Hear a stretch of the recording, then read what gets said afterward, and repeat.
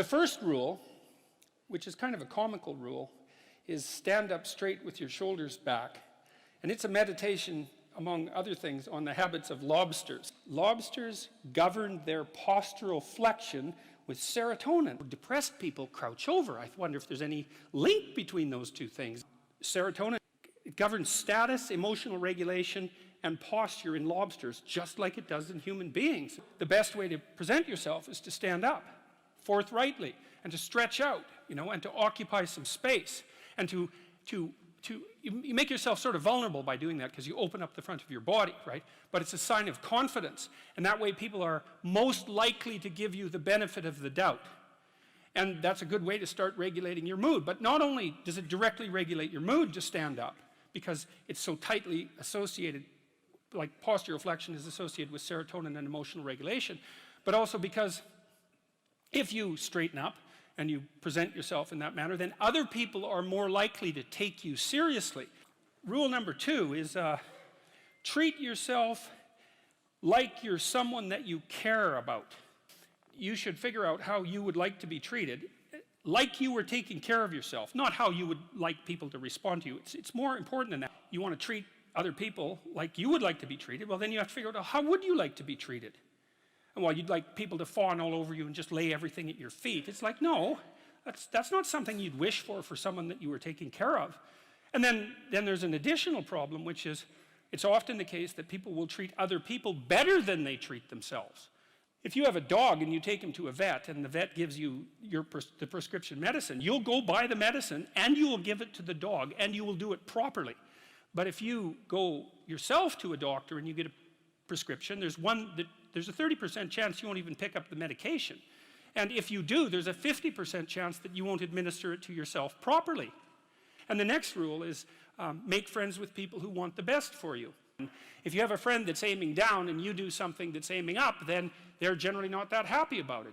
They try to top your accomplishment with one of their own, hypothetical or real, or put down what you're doing, or offer you a cigarette if you're trying to quit and you've kind of done that successfully, or a drink if you've been drinking too much and are trying to stop being an alcoholic. If you have an ethical responsibility to surround yourself with people who have the courage and faith and wisdom to wish you well when you've done something good, and to stop you when you're doing something destructive.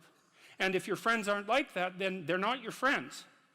Number 4 is compare yourself to who you were yesterday, not to who someone else is today. One of the things I've noticed that around 30, you really have to stop comparing yourself in some ways to other people. And the reason for that is that the particularities of your life are so idiosyncratic that there isn't anyone really all that much like you, because the details of your life happen to matter. And so maybe you compare yourself to some rock star or something like that, and the person's rich and famous and glamorous and all that, but they're alcoholic and they use too much cocaine and they've had 3 divorces, and it's like, how the hell do you make sense out of that? Is that someone that you should judge yourself harshly against or not? The answer is you don't know, because you don't know all the details of their lives. And who do you know that you can compare yourself to?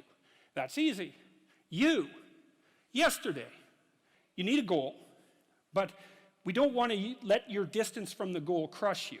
So you got to set up a goal, and then you got to break the goal down into parts so that you can move towards it, and you have a fairly high likelihood of doing it. Do not let your children do anything that makes you dislike them. Your fundamental job as a parent, especially of a child from 0 to 4, is to make that child eminently desirable socially. So you're a successful parent if, when your child is 4, all sorts of other children want to play with him or her.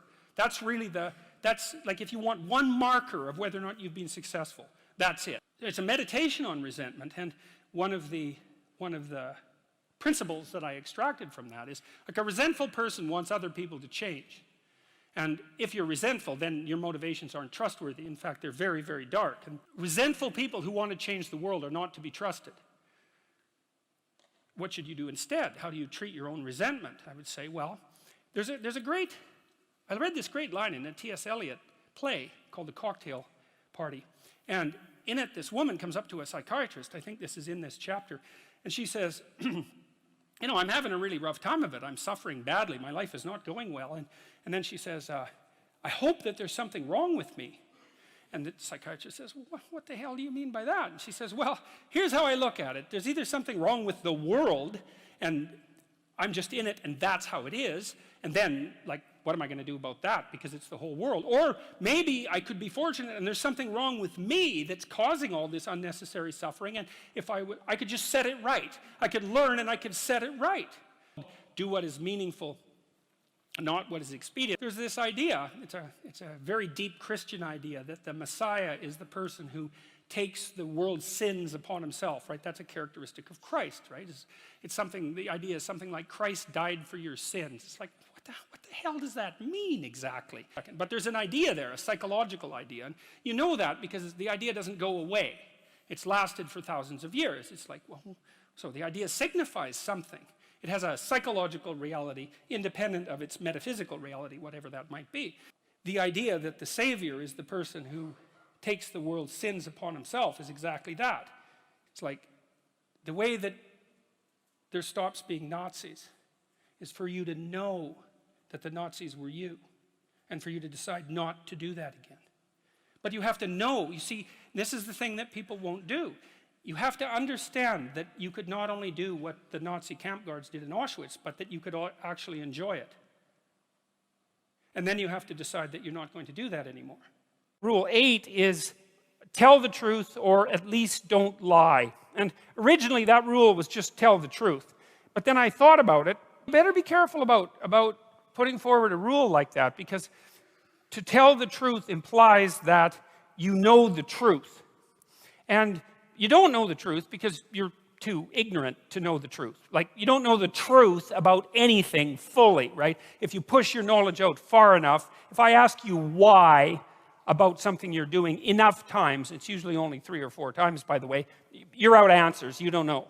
And same generally if I ask you how something works. Like, how does a helicopter work? Well, you know, the little whirly things spin, and I don't know, this thing like rock-like entity rises into the air. It's like, really, that's a pretty sad explanation. Assume that the person you are listening to might know something you don't. The humility element is, it took me a long time to understand why there's religious injunctions supporting humility. To even understand what the word really meant in that sort of technical sense. And it means something like this. It means what you don't know is more important than what you know. And that's a lovely thing to, then what you don't know can start to be your friend, you see. People are very defensive about what they know, and for the reasons we've already discussed. But the thing is, you don't know enough. And you can tell you don't know enough because your life is not what it could be, and neither is the life of the people around you. You just don't know enough.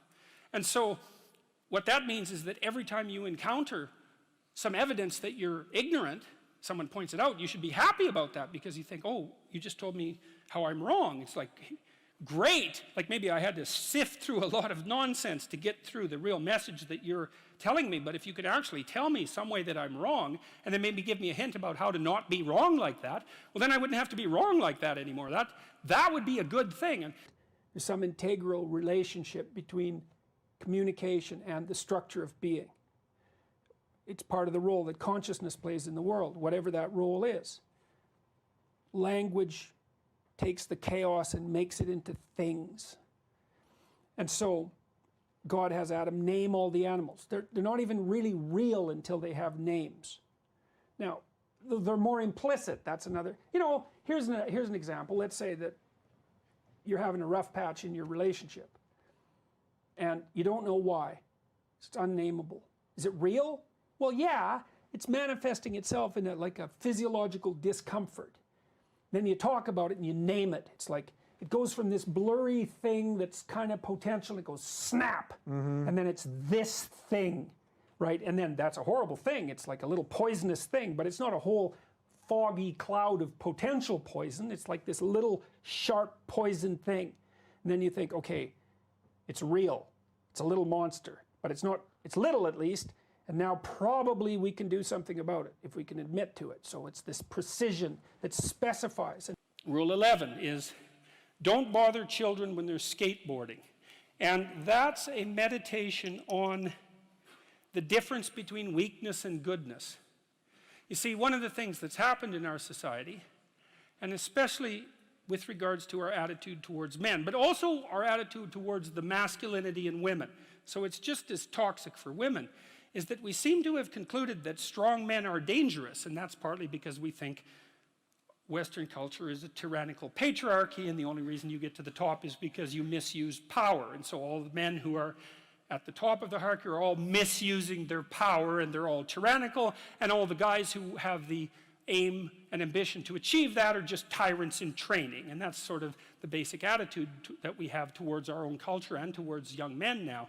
And that's just, there's everything about that is pathological and inexcusable and shameful. Final rule. It's called pet a cat when you encounter one on the street.